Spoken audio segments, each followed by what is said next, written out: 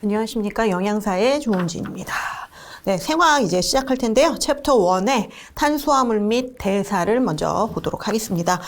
박스 1번에 정의가 나와 있는데요. 탄수화물이라고 하는 거는 식물체 또는 조류의 엽록소에서 그 다음에 밑줄 칠게요.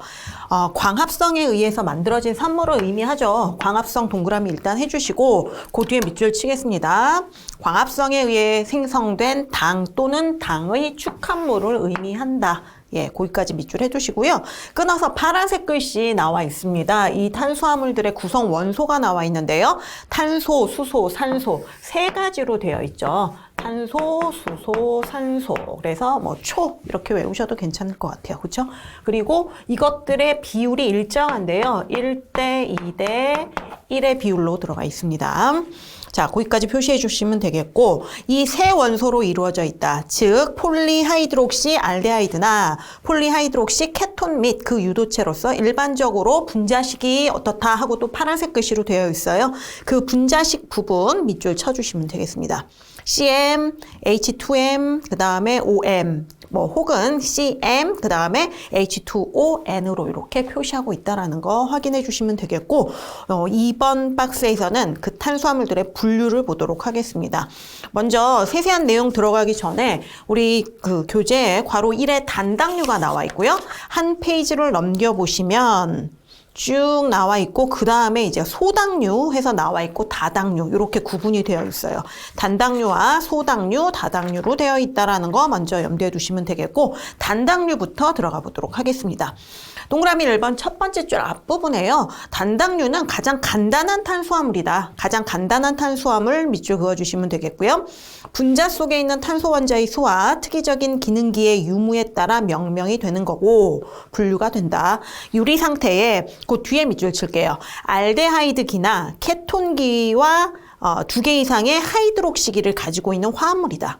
자, 알데하이드나 케톤기. 예, 둘 중에 하나 알데하이드기가 될 수도 있고 케톤기가 될 수도 있고요. 그리고 2개 이상의 하이드록시기, 수산기라고도 하죠. 이것을 가지고 있는 화합물을 우리가 단당류라고 한다. 그래서 그 부분 밑줄을 쭉 쳐주세요. 알데하이드기부터 화합물까지 해놓으시면 되겠고 이 단당류에는 3탄당, 4탄당, 5탄당, 6탄당이 있어요.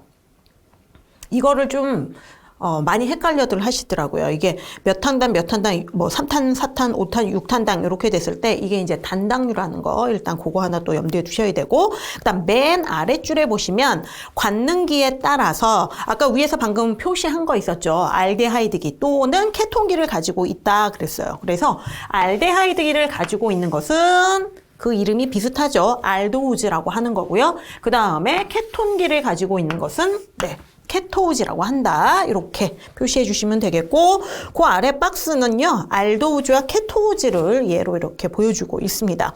자, 그래서 이 단당류들은요. 끝이 무슨 오우즈 이렇게 끝나요. 알도우즈, 케토우즈처럼 이렇게 끝난다라는 것까지 확인을 해 주시면 되겠고 다음 페이지로 넘어갈게요. 자, 2번 동그라미는 화학 구조가 나와 있습니다. 여기서 이제 여러분들이 조금 의미를 좀 잘 기억하고 계셔야 돼요. 개념 정리가 좀 필요한 부분인데요. 첫 번째 줄, 기억의 첫 번째 줄 밑줄을 칠게요. 모든 탄수화물은, 근데 이제 디하이드록시 아세톤은 제외라고 되어 있어요. 그렇지만 얘를 빼고 모든 탄수화물들은 적어도 하나의 비대칭 탄소. 우리는 이 비대칭 탄소를 다른 말로 표현하면 부재탄소라고 하죠. 예. 또는 키랄 탄소 원자. 그렇게 불러요. 그래서 한 가지를 의미하는 것이 이렇게 이름이 3개가 있으니까 그게 다 같은 걸 의미한다는 걸 일단 알아주셔야 되고 모든 탄수화물은 적어도 하나 이상의 비대칭 탄소를 갖게 됩니다. 가짐까지 밑줄을 쳐놓으세요. 그런데 이 비대칭 탄소 원자에 붙어있는 OH기, 수산화기죠. 자, 거기 OH에다가 이렇게 하나 괄호를 쳐놓으세요. 이게 오른쪽이면 D형이고 왼쪽이면은 L형으로 표시해요. 밑줄 쫙 해놓으세요. D형과 L형에다가 각각 동그라미를 해놓으시고요. 자연계에서는 이 D형이 많죠. 자연계에 있는 것은 이 D형입니다. 그래서 그거까지도 다 잘 챙겨놔 주시고, 이게 사실은 어느 쪽에 있으면 뭐 무슨 형 이런 식으로 두 개가 대칭적으로 나오면 헷갈리시기 쉽기 때문에 한쪽만 명확하게 기억해 놓으세요. 오른쪽이 D형이다. 뭐 아니면 왼쪽이 L형이다. 한쪽만 기억하시고 나머지는 반대니까요. 그래서 그거까지 표시를 해주시면 되겠고, 이 비대칭 탄소, 부재탄소 혹은 킬알탄소 원자 요걸 가지고 있기 때문에 광화학 이성질체가 형성이 되는 거거든요. 그래서 기억에 표시를 다 하셨고, 왼쪽 여백에다가 광화학 이성질체, 광화학 이성질체라고 써놓으세요. 광화학 이성질체다. 이 광화학 이성질체는 D형과 L형의 관계를 의미하는 거예요. 그렇기 때문에 우리가 지금 수산화기, OH기가 어느 쪽에 있느냐에 따라서 D형과 L형을 나눴죠. 그래서 그것이 바로 광화학 이성질체다. 광학 이성체, 이것도 괜찮습니다. 자, 그리고 니온으로 넘어갈게요. 당류의 실제적인 분자 구조는 분자량이 더 큰 단당류는 하나 이상의 비대칭 탄소를 가질 수 있으므로 많은 수의 다른 입체 이성질체가 가능하고요. 읽어봐 주시면 되고, 디귿에 또 표시를 할게요. 디귿은 4번 또는 5번 탄소의 OH기가 결합함에 따라 오각형의 프라노즈, 그 다음에 또는 육각형의 피라노즈, 무슨 오즈로 끝난다라고 말씀드렸죠. 이것들을 만들게 되며 1번 탄소는 새로운 비대칭 원소가 된다. 그렇구나. 근데 이때 이 1번 탄소에 붙는, 우리 거기다 동그라미 칠게요. 1번 탄소에 붙는 디귿입니다. 1번 탄소에 붙는 거기다 동그라미를 치고, 또 이 OH기의 위치에 따라서 알파 또는 베타형이 되는 거예요. 그 뒤에 파란 글씨 동그라미 쳐주시면 됩니다. 알파형 또는 베타형이 되는 거다. 뭐에 따라서? OH의 위치에 따라서. 자, 이렇게 되면요, 이게 이제 환상구조 또는 고리구조죠. 지금 오각형의, 육각형의, 이렇게 육각형을 만들게 된다 그랬잖아요. 이거 환상구조 또는 고리구조라고 하고, 이 고리구조를 형성하고 나면 헤미아스텔을 형성하게 되는 거예요. 자, 그 뒤에다가 디귿의 뒤에 여백이 조금 있죠. 환상 고리구조를 형성했고, 이렇게 고리구조를 형성했고, 그리고 헤미아세탈 구조를 형성하게 된다. 헤미아세탈 구조 형성 이라고 써주시면 되겠고요. 우리가 기억에도 이렇게 써놨잖아요. 디귿 앞에도 살짝 써두셔야 됩니다. 이게 바로 아노머 관계에 있는 거예요. 아노머. 요렇게 표시를 해주세요. 디귿에 관련된 내용이 아노머 이야기입니다. 알파형이냐 베타형이냐 그 관계를 따지는 거고요. 단당류가 환상 구조를 형성할 때를 이제 아노머 관계에 있다라고 이렇게 이야기를 해요. 자, 그 다음에 리을에서는요, 부재탄소 원자, 킬알탄소 원자죠. 비대칭 탄소 원자. 요것을 한 번 더 설명해주고 있습니다. 자, 부재탄소 원자라고 하는 거는 탄소 4개의 결합손이 모두 다른 원자 혹은 원자단으로 된 탄소를 의미한다. 거기다 밑줄을 칠게요. 이게 정의니까 정의를 잘 기억을 해놓으세요. 탄소는 이렇게 해서 결합되는 그 가지 혹은 뭐 결합손이 4개라는 거 아시죠? 요게 전부 다 다른 걸로 결합하고 있다라는 의미예요. 자, 그래서 킬알탄소 원자 또는 비대칭 탄소라는 이름도 가지고 있다. 위에서 말씀드린 거 다시 한번 나왔습니다. 자, 그 다음은 다음으로 넘어가기 전에 우리 아노머 나왔으면 또 하나 궁금해하실 만한 게 있잖아요. 에피머라는 게 있어요. 에피머. 자, 여기는 다 필기가 되셨죠? 자, 에피머에 대해서 한번 알아보도록 하겠습니다. 뭐 위쪽에 여백에 에피머 하나 써두셔도 좋을 것 같아요. 자, 에피머. 자, 복수의 부재탄소 원자가 있는 화합물에서 비대칭 중심 중에 한 개만이 입체 구조가 다를 때 그 두 분자 사이의 관계를 에피머라고 이야기를 하는 거예요. 자, 써드릴게요. 에피머는 뭐다? 이것도 부재탄소와 연결된 겁니다. 복수의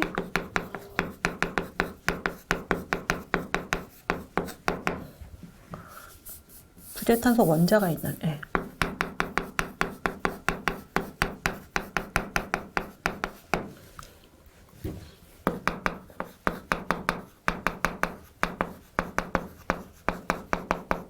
화합물에서 비대칭 중심 중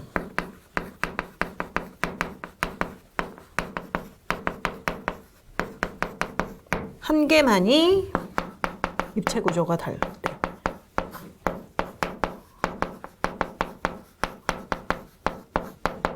다를 때 두 분자 사이에 관계를 의미해요. 그러니까 이게 두 개를 의미하는 거죠. 어떠한 것들이 있냐면 예를 들어서 디글루코즈하고요. 이 디글루코즈는 둘 다 들어갑니다. 디글루코즈와 디갈락토즈.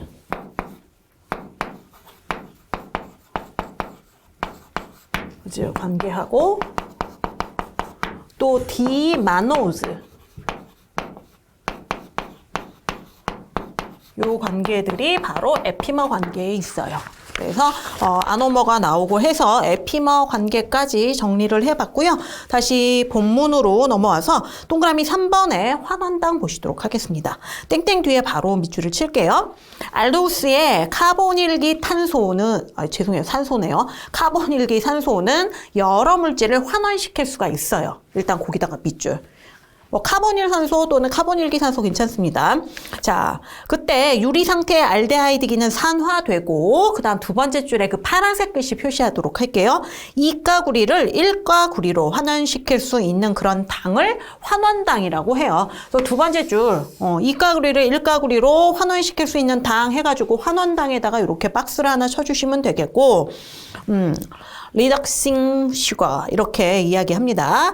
그 세 번째 줄에 수크로스, 설탕이죠. 또는 자당이라고 불리는 이 수크로스를 제외한 단당류와 이당류는 모두 다 환원당이에요. 자, 수크로스를 제외한 단당류와 이당류는 모두 다 환원당. 그러니까 이 이야기는 수크로스는 비환원당이란 그 말씀이죠. 그쵸? 그리고 뒤에 끊어서요. 환원당은요. 베네딕트 시험에서 적색 침전물을 만들게 됩니다. 베네딕트 시험에서 적색 침전물 거기 또 밑줄을 쳐주시면 돼요. 아래 파란색 박스는요. 방금 밑줄 치신 그 적색 침전물을 만드는 것을 보여주는 식이에요. 자, 환원당 그 다음에 이제 청색 이가구리죠. 예, 그 다음에 수산화기가 이렇게 있으면은 적색이 침전물을 만들고 물을 만든다. 예, 그렇게 봐주시면 되겠고요. 우리 적색에다가 동그라미를 치도록 할게요. 자, 그 다음에 네 번째는 그 단당물의 유도체들입니다. 예, 어떤 것들이 단당류의 유도체들이냐. 종류 정도만 봐주시면 되는데요. 요것들은. 자, 보시면 글루크론산, 우론산이라고도 하는 거, 솔비톨 많이 들어보셨죠? 당 알코올이고요. 글루코사민도 요즘 많이 각광받고 있는 영양제로 많이 섭취하시잖아요. 그런 것들. 그 다음에 글루코즈 6 포스페이트, 당인산 에스테르 이런 것들은 단당류의 유도체고요. 그 다음 다섯 번째, 당질을 구성하는 기본 단위로 탄소 원자수에 의한 화합물들을 한번 보도록 하겠습니다. 탄소 원자수에다가 박스를 해주세요. 여기다가 이렇게 박스를 치고 기억부터 보시면 기억, 니은, 디귿, 리을, 미음이 있는데요. 우리는 특히나 리을과 미음을 이렇게 연결해 놓고 별표까지 해두겠습니다. 자, 이탄당 보시면 돼요. 글리코 알데하이드 있고요. 3탄당 있고요. 그다음 4탄당 여러 가지 있습니다. 자, 그다음에 이제 5탄당과 6탄당이 우리가 많이 접하고 실제로 우리가 사용하는 것들이에요. 예. 그래서 리을과 미음을 묶어 놓고 별표를 해둔 거고요. 5탄당은 리보스가 있죠. 리보스 밑줄 쳐 놓으세요. RNA라든가 조효소를 구성하는 성분이 되고요. 그다음 아라비노즈도 들어있고 자일로즈 이런 것들도 5탄당입니다.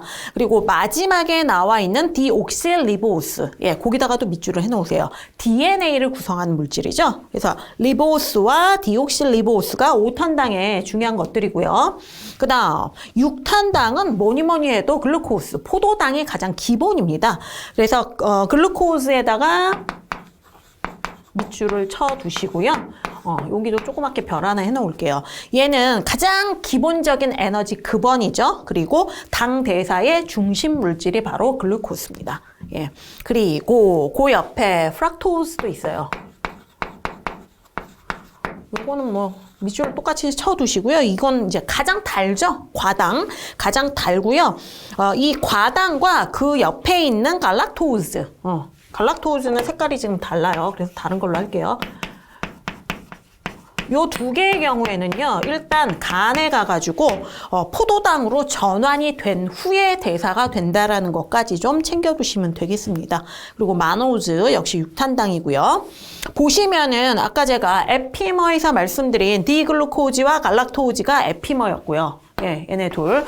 그 다음에 마노즈가 뒤에 나와 있잖아요. 또 디글루코즈하고 디마노즈가 에피머 관계에 있다. 여기서 한번 다시 짚어봤습니다.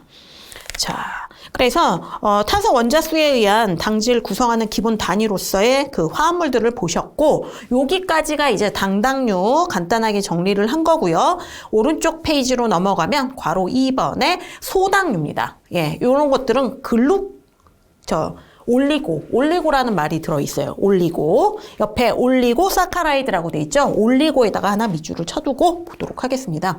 그 아랫줄에 밑줄 칠게요. 단당류가 글리코시드 결합에 의해 여러 개로 연결된 당류를 의미한다. 근데 아주 많은 거는 아니고요. 적당하게 한 10개 정도? 그 정도 생각하시면 돼요.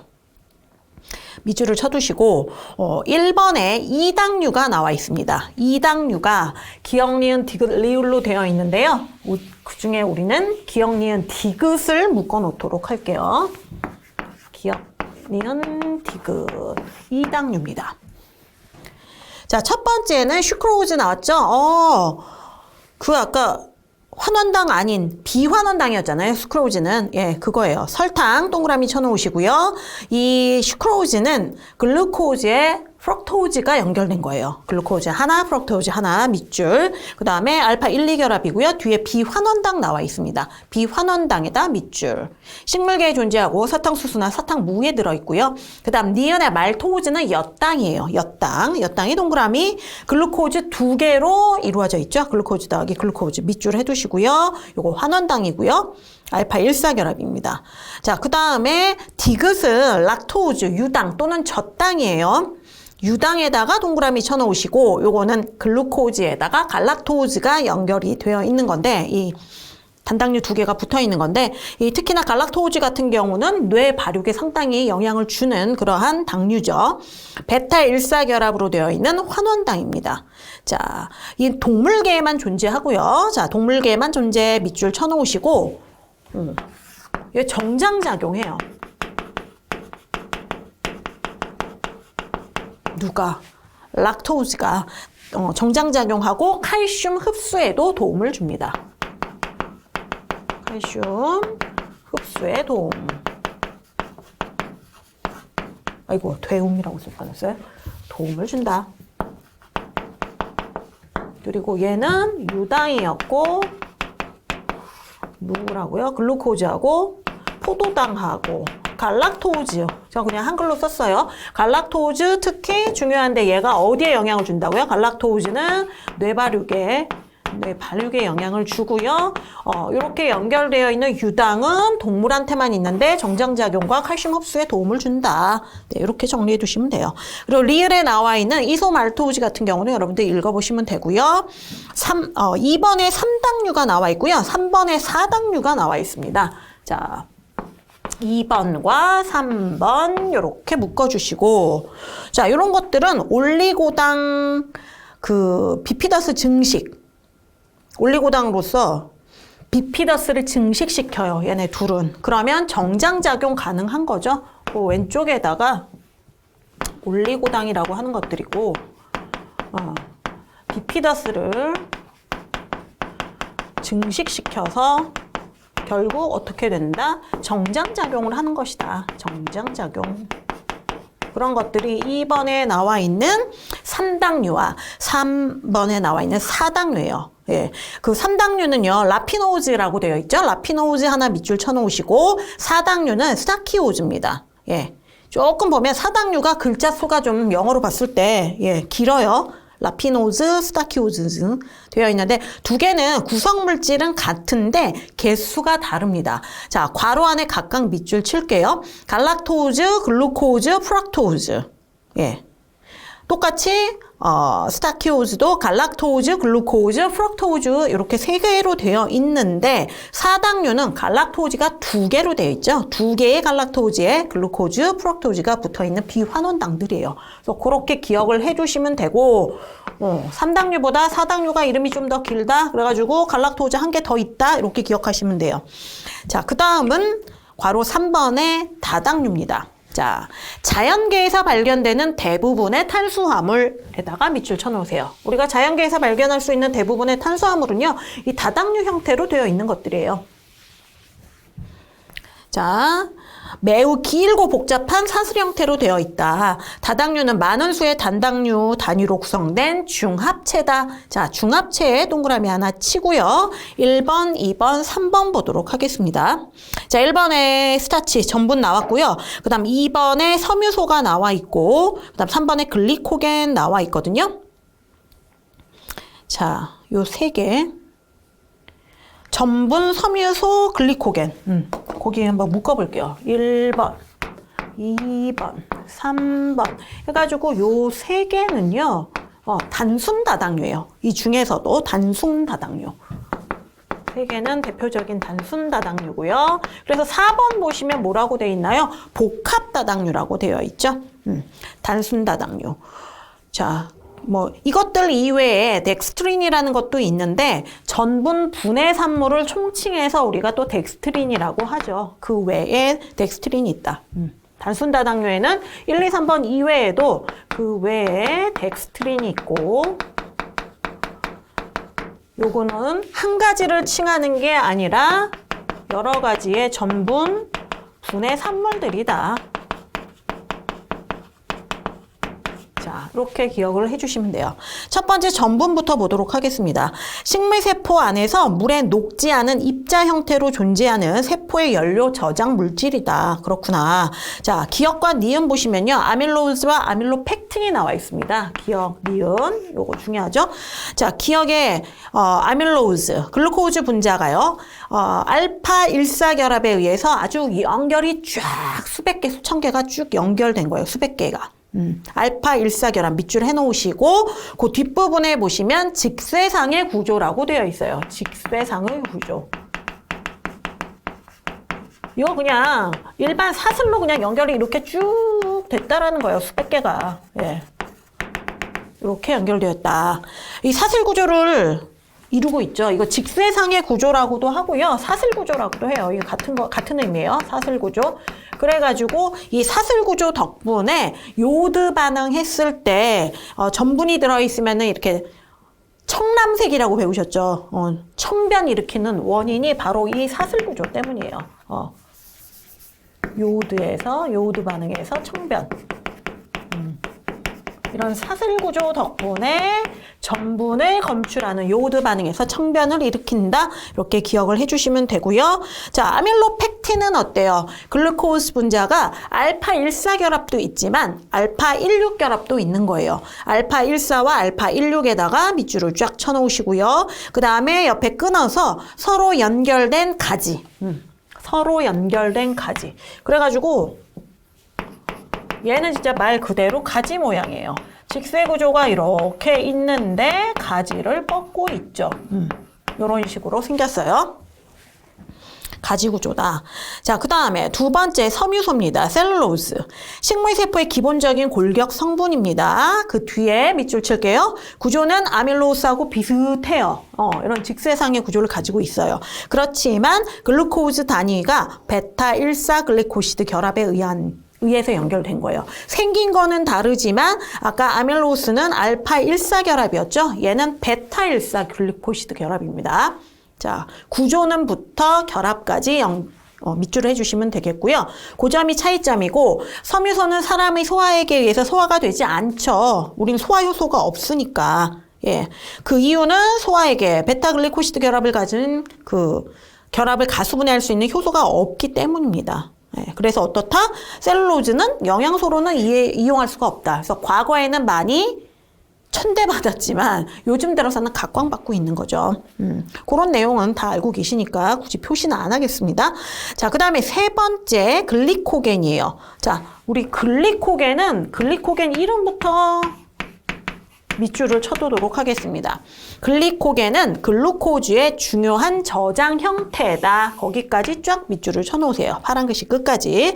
그리고 끊어서 그 옆에 구조는 아밀로펙틴과 유사합니다. 오, 이런 가지 모양이구나 라는 거 아실 수 있고요.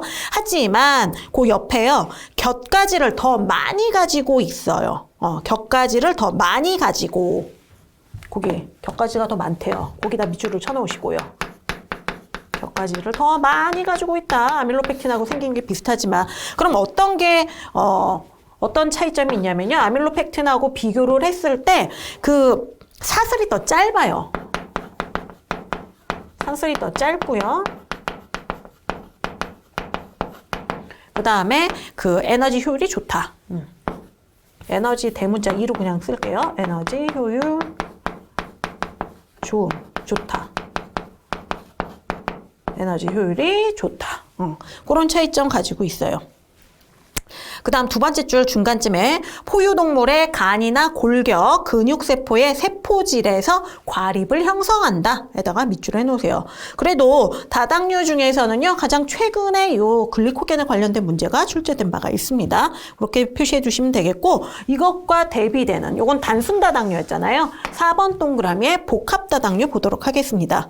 한 종류 이상의 단당류 분자로 구성되며 중성 점질 다당류, 히알루론산, 콘드로이친 황산염, 헤파린 이런 것 등이 있는데요. 이것 이외에도 헤미셀룰로스 어디다 쓸까요? 자, 4번에 헤미셀룰로스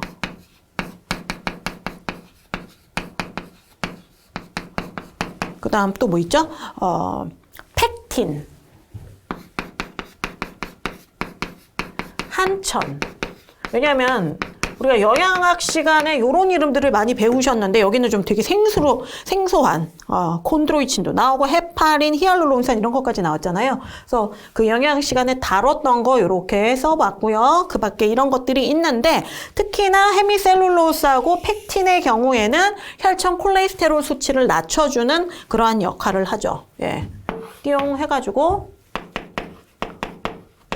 혈청 콜레스테롤을 저하시켜준다.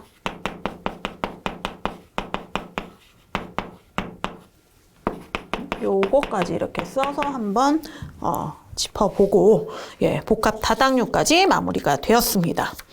자, 그 다음에 한 페이지 넘기시면 박스 세 번째 탄수화물 대사 경로가 나와 있습니다. 이제 정말 생화학 다운 생화학 문제에서 여러분들이 어렵게 생각하시는 그런 내용들이 이제 등장을 할 텐데요. 먼저 간단하게 개요를 살펴보도록 할게요.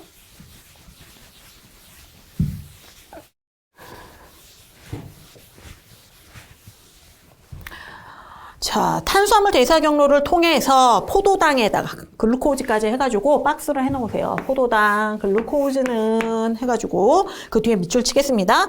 포도당은요, 해당 과정과 이후의 현기적 경로, 호기적 경로를 거쳐 ATP, 젖산, 그다음 물, 이산화탄소 등 여러 물질을 생성하면서 여러 가지 방법으로 대사한다. 대사까지 밑줄을 쳐주세요. 그리고 이 여러 가지 방법을 여러분들이 배우시는 거예요. 자, 첫 번째 어떤 1번부터 7번까지 정리가 8번까지 정리가 되어 있죠. 어떤 형태로 대사가 되느냐. 1번에 TCA 회로와 전자전달계 또는 이것은 호흡쇠라고 부르죠. 이것에 의해서 완전산화되어 CO2와 H2O를 생성합니다. 예, 생성까지 밑줄을 쫙 쳐놓으세요. 이게 물과 이산화탄소는 이제 노폐물이 되는 거고요. 그래서 에너지를 만들어내서 세포에 공급하게 되는 거죠. 끊어서 세포 내 에너지 공급 밑줄 해두시면 되겠고요. 그리고 두 번째, 세포 내에서 저장성 다당류로 전환돼요. 앞에서 보셨던 글리코겐을 의미하는 겁니다.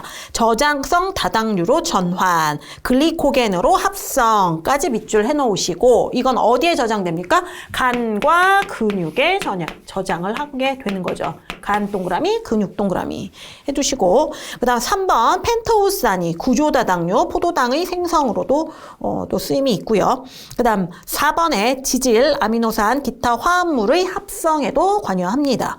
자, 그 다음 5번에 산화 반응 나와 있는데요. 해단계를 거쳐서 TCA 회로를 지나고 호흡쇠, 아까 전자전달계라고 말씀드렸어요. 그 호흡쇠를 지나서 에너지를 만든다. 이런 산화 반응도 일어나고요. 그 다음 6번째는 지방 합성도 일어납니다. 역시 해단계에서 아세틸 코엔자임 A가 된 이후에 지방산을 만들어내기도 합니다. 그리고 7번째는 다른 당으로 또 이행이 되게 되는데요. 기억 보시면 리보스 5 펜포스페이트는 헥산의 구성단위인 뉴클레오타이드 생합성에 이용이 된다. 자, 뉴클레오타이드 생합성의 이용에다가 밑줄 쳐놓으세요. 이게 바로 5탄당 인상 경로를 의미하는 거예요. 기억 옆에다가 5탄당 인산 경로라고 하나 써주시고요. 자, 그 다음 니은 UDP 글루코닉 엑시드는 반응성이 높음으로 해독작용도 하고요. 해독작용. 그 다음에 갈락토우즈로 변해서 락토우즈, 글리코포르테인. 포르테인이라고 그랬어요. 제가 프로테인. 네. 글리코프로테인 이런 것들도 생성합니다. 예. 자, 그 다음에 8번째 요것도 중요한데 해당과 당 신생 합성의 분기점 이렇게 되어 있죠. 8번에 해당 동그라미. 그다음 그 옆에 당 신생이라고 되어 있어요. 당 신생도 동그라미 해놓으시고 이것의 분기점은 뭐냐? 예, 요거의 분기점은 피루부산이에요. 그래서 피루부산이 상당히 중요합니다. 그래서 피루부산 밑줄 쳐놓으시면 되겠고 그 아래 박스를 보시면 이제 지금 위에서 다 언급되었던 우리가 알아야 할 내용들이 여기 다 들어있는 거예요. 이런 식으로 포도당 한 분자가 대사를 한다라는 거를 네. 크게 머릿속에 이제 넣어두시고 여기에 5탄당 인상경로 지금 나와 있죠. 5탄당 인상경로라든가 뭐 코리 회로라든가 해당 과정, 그 다음에 TCA 회로 이런 것들을 다 각각 배우게 되는 겁니다. 그래서 그 내용 한번 쭉 훑어봐 주시면 되겠고 오늘은요. 개요까지 마무리를 하고요. 다음 시간에 해당 과정부터 하나하나 예, 우리가 배우셔야 될 대사 경로들을 공부해 보도록 하겠습니다. 오늘도 고생 많으셨고요. 다음 시간에 뵙도록 하겠습니다. 고맙습니다.